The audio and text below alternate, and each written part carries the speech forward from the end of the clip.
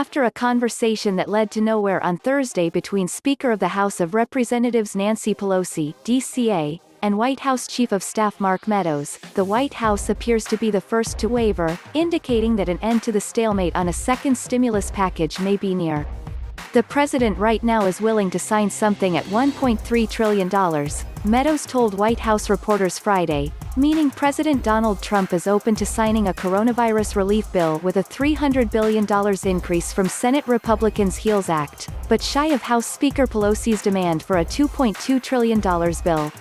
Previous discussions between Treasury Secretary Steven Mnuchin, White House Chief of Staff Mark Meadows, Pelosi and Senate Minority Leader Chuck Schumer, DNY, have not yielded any progress.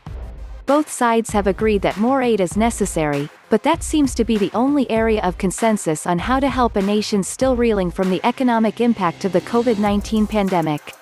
Two major sticking points in signing a bill are the amount of funding to include for pandemic unemployment insurance benefits and how much assistance should be allocated to both state and local governments.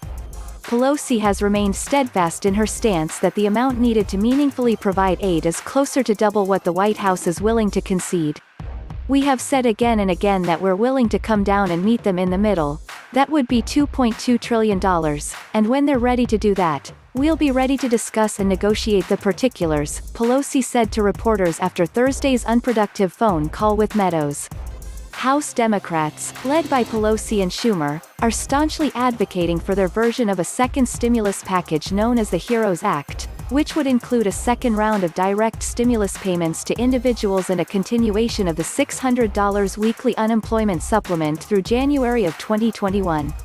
Led by Senate Majority Leader Mitch McConnell, the Republican-backed HEALS Act focuses heavily on liability protections for businesses and schools and calls for a $200 a week boost to standard unemployment checks. It, too, includes a provision for a second round of stimulus payments to households starting at $1,200 per family member.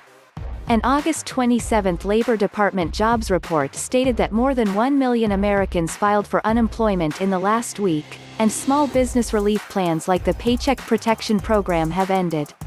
President Trump signed executive orders on August 8, which included a lost wages assistance plan to extend the federal unemployment benefit boost using federal and state funds.